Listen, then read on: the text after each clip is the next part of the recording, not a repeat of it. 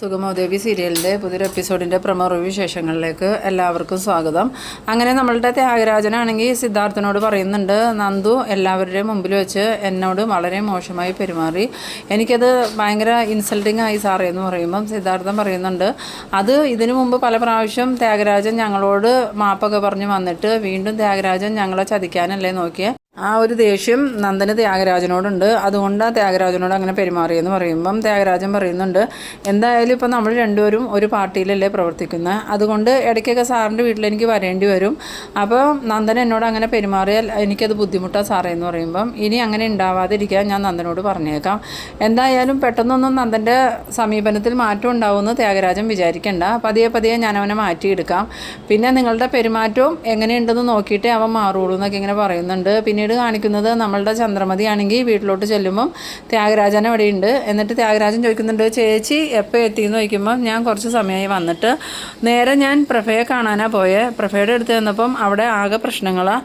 പിന്നെ ഞാൻ ദേവികയെ കാണാൻ പോയി, അപ്പോൾ അവിടെ ചെന്നപ്പം ദേവികയുടെ മേഡത്തെ കണ്ടു, മേഡമായിട്ട് കുറച്ച് നേരം സംസാരിച്ചു, എന്നിട്ട് മേഡം എന്ത് പറഞ്ഞു എന്ന് ചോദിക്കുമ്പം നന്ദനും ദേവിയും തമ്മിൽ ഉണ്ടായ പ്രശ്നങ്ങളുടെ കാരണം ഞാൻ ചോദിച്ചപ്പം അവർ പറഞ്ഞത് അവരുടെ മകൻ വർഷങ്ങളായി കോമ സ്റ്റേജിലായിരുന്നു, ദേവിക ചെന്നതിന് ശേഷമാണ് ആ മകനക്ക് ചെറിയൊരു മാറ്റമെങ്കിലും ഉണ്ടായത്, അതുകൊണ്ട് തന്നെ ദേവികയ്ക്കോ ദേവികയുടെ വീട്ടുകാർക്കോ ബുദ്ധിമുട്ട് വരുന്ന ഒരു പ്രവൃത്തിയും അവർ ചെയ്യൂല എന്ന് എനിക്ക് അവർ വാക്ക് തന്നിട്ടുണ്ട്, അതുമാത്രമല്ല സിദ്ധാർത്ഥനെ നേരിട്ട് കണ്ട് എല്ലാ കാര്യങ്ങളും തുറന്നു പറയാമെന്നും അവർ ഏറ്റിട്ടുണ്ടെന്ന് പറയുന്നു. ആ സമയത്ത് ത്യാഗരാജൻ ഇങ്ങനെ മനസ്സിൽ വിചാരിക്കുന്നുണ്ട്, ഈ അരുന്ധതി മേഡത്തിന് ഇത് എന്തിൻ്റെ കേടാ, എന്തായാലും അവരെ പോയി കണ്ട് കാര്യങ്ങൾ പറഞ്ഞ് അവരെ വിശ്വസിപ്പിച്ച് കഴിഞ്ഞാൽ നന്ദനും ദേവിയും തമ്മിലുള്ള പ്രശ്നങ്ങൾ തീരും, പിന്നെ ചന്ദ്രോത്ത് തറവാട് പഴയതുപോലെ തന്നെ സന്തോഷത്തിലാവും, അതൊരിക്കലും അങ്ങനെ ഉണ്ടാവാൻ പാടില്ല, ചന്ദ്രോത്ത് തറവാട് തകർന്നടിയണം, പ്രത്യേകിച്ച് ആ പ്രഭാവതി എസ്തപ്പാനിയും കൂട്ടി എന്നെ ആ ഗോഡൗണിൽ കൊടുത്തിട്ട് ഒരുപാട് തല്ലി ചതച്ചതാ, അതൊന്നും എനിക്കൊരിക്കലും മറക്കാൻ പറ്റില്ല എന്നൊക്കെ ഇങ്ങനെ മനസ്സിൽ പറയുന്നുണ്ട്. ആ സമയത്ത് ചന്ദ്രമതി ചോദിക്കുന്നുണ്ട്, നീ എന്താ ത്യാഗരാജ ഇങ്ങനെ ആലോചിക്കണേന്ന് ചോദിക്കുമ്പോൾ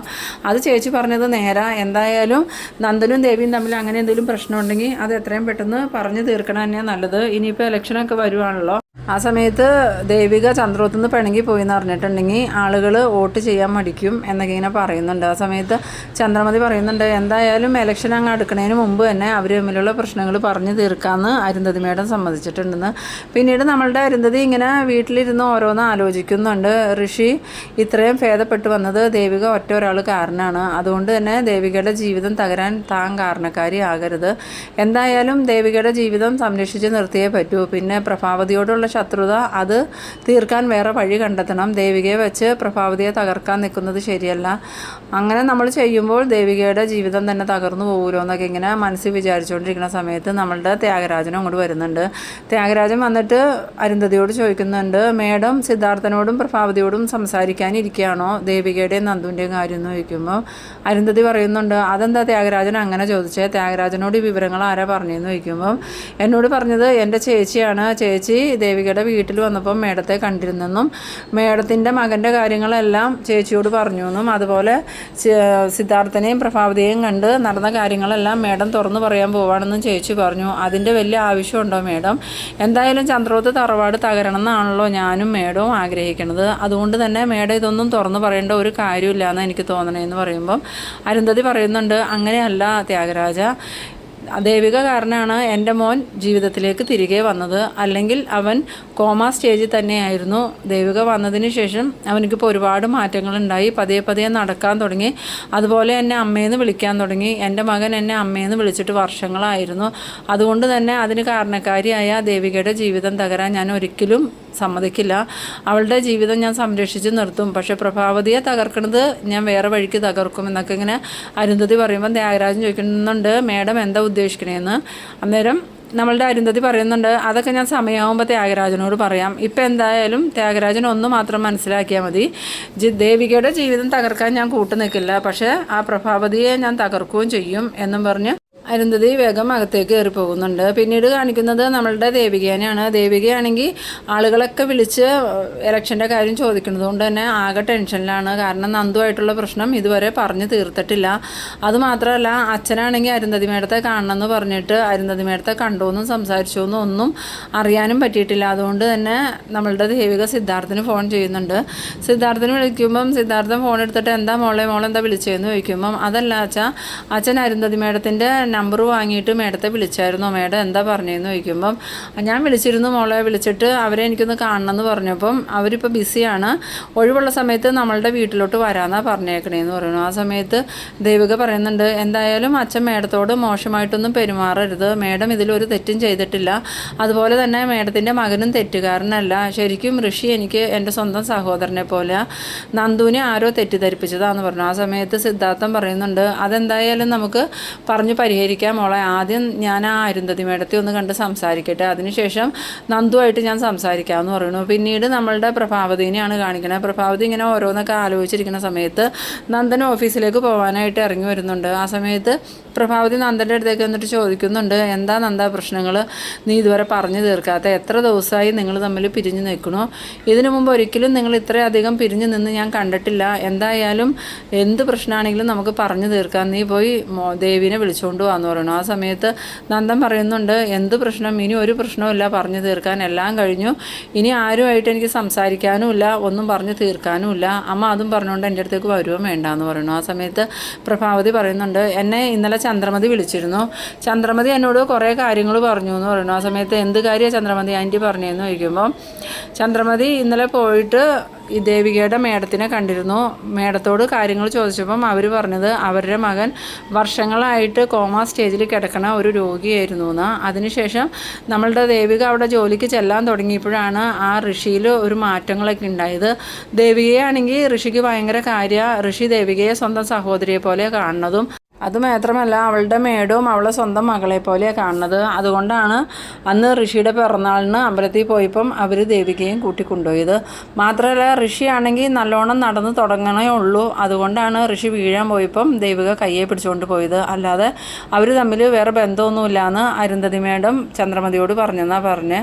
എന്തായാലും അതിൻ്റെ സത്യാവസ്ഥ അവർ നേരിട്ട് വന്ന് പറയൂന്നും ചന്ദ്രമതി പറഞ്ഞിട്ടുണ്ടെന്ന് പറഞ്ഞു. ആ സമയത്ത് നന്ദൻ പറയുന്നുണ്ട് ഇനിയിപ്പോൾ അവരെന്തൊക്കെ നുണകൾ കെട്ടിച്ചമച്ച് പറഞ്ഞാലും അവളെ ഇനി ഞാൻ ഒരിക്കലും വിശ്വസിക്കില്ല, കാരണം ഇത്രയും ദിവസം അവളവിടെ ജോലിക്ക് പോയിട്ടും ഒരിക്കൽ പോലും മേഡത്തിന് ഇങ്ങനെ ഒരു മകനുണ്ടെന്നും സുഖമില്ലാത്ത ആളാണെന്നും എന്നോട് അവൾ പറഞ്ഞിട്ടില്ല.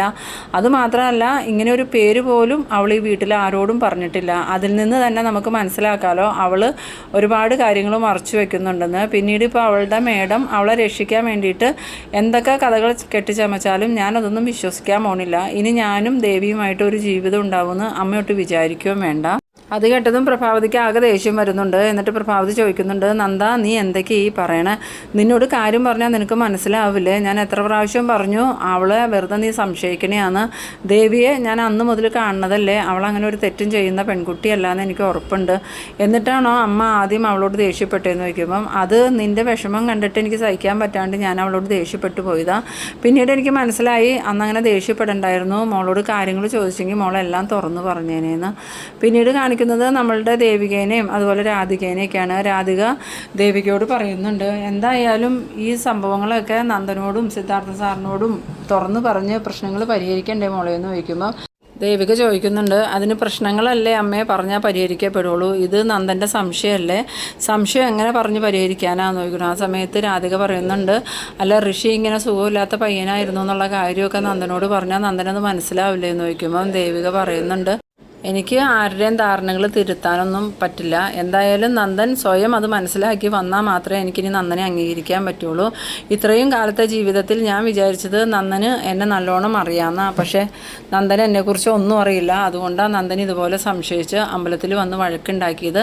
അല്ലെങ്കിൽ തന്നെ നന്ദൻ്റെ കയ്യിലോട്ട് എൻ്റെയും ഋഷിയുടെയും ഫോട്ടോ കിട്ടിയപ്പോൾ തന്നെ എന്നെ കാണിച്ചു തരേണ്ടതല്ലേ, നന്ദൻ എന്തുകൊണ്ടാണ് അത് ചെയ്യാതിരുന്നത്, എന്നെ സംശയമുള്ളത് കൊണ്ടല്ലേ. ആ സമയത്ത് രാധിക പറയുന്നുണ്ട് അത് അങ്ങനെ സാഹചര്യം വന്നപ്പോൾ നന്ദൻ അങ്ങനെ സംശയിച്ചു പോയതല്ലേ മോളെ, എന്തായാലും നമുക്കറിയാലോ നന്ദൻ പാവമാണ്, അതുകൊണ്ട് മോൾ ഈ പ്രാവശ്യത്തേക്കൊന്ന് ക്ഷമിച്ച് നന്ദനോട് എല്ലാ കാര്യങ്ങളും സംസാരിച്ച് പ്രശ്നം പരിഹരിക്കുമെന്ന് പറയുന്നു. പിന്നീട് കാണിക്കുന്നത് ത്യാഗരാജനെയും ചന്ദ്രമതിനെയാണ്. ചന്ദ്രമതി ത്യാഗരാജനോട് ചോദിക്കുന്നുണ്ട്, നിനക്ക് ചന്ദ്രോത്തുകാരോട് ഇത്രയധികം വൈരാഗ്യം ഉണ്ടാവാനുള്ള കാരണം എന്താ? എൻ്റെ ഒരു സംശയം നിൻ്റെ പിന്നിൽ ആരോ ഉണ്ടെന്നാണ്. എന്തായാലും നീ ചന്ദ്രോത്തുകാരോടുള്ള യുദ്ധത്തിനാ ഒരുങ്ങണമെങ്കിൽ ഈ വിവരം ഞാൻ പാർട്ടിക്കാരെ അറിയിക്കും. പിന്നീട് നിനക്ക് പാർട്ടിയിൽ ഒരു സ്ഥാനം ഉണ്ടാവില്ല എന്ന് പറയണു. ആ സമയത്ത് ത്യാഗരാജൻ പറയുന്നുണ്ട്, ചേച്ചി സംശയിച്ചത് നേരെ, എൻ്റെ പിന്നിൽ ഒരാളുണ്ട്. ആ ആൾ പറഞ്ഞിട്ടാണ് ഞാൻ ചന്ദ്രോത്തുകാർക്കെതിരെ എല്ലാം ചെയ്യുന്നത്. അതാരാന്നപ്പോൾ ചന്ദ്രമതി ചോദിക്കുമ്പം ആ ആളെക്കുറിച്ച് ഞാനിപ്പോൾ പറയാമെന്നിങ്ങനെ ത്യാഗരാജൻ പറയുന്നുണ്ട്. പിന്നീട് കാണിക്കുന്നത് നമ്മളുടെ ചന്ദ്രോത്തേക്ക് അരുന്ധതിയുടെ വണ്ടി ചെന്ന് നിൽക്കുന്നതാണ്. വേഗം തന്നെ വണ്ടിയുടെ സൗണ്ട് കേട്ടതും പ്രഭാവതി ഓടി ഇറങ്ങി വരുന്നുണ്ട്. ഓടി വരുന്ന പ്രഭാവതി കാണുന്നത് നമ്മളുടെ അരുന്ധതി കാറിൽ നിന്നും ഇറങ്ങി ചന്ദ്രോത്തേക്ക് നടന്ന് ചെല്ലുന്നതാണ്. കാറിൽ നിന്ന് ഇറങ്ങി വരുന്ന അരുന്ധതിയെ കണ്ടതും നമ്മളുടെ പ്രഭാവതി ആണെങ്കിൽ ആകെ ഷോക്ക് അടിച്ചതുപോലെ ആവുന്നുണ്ട്.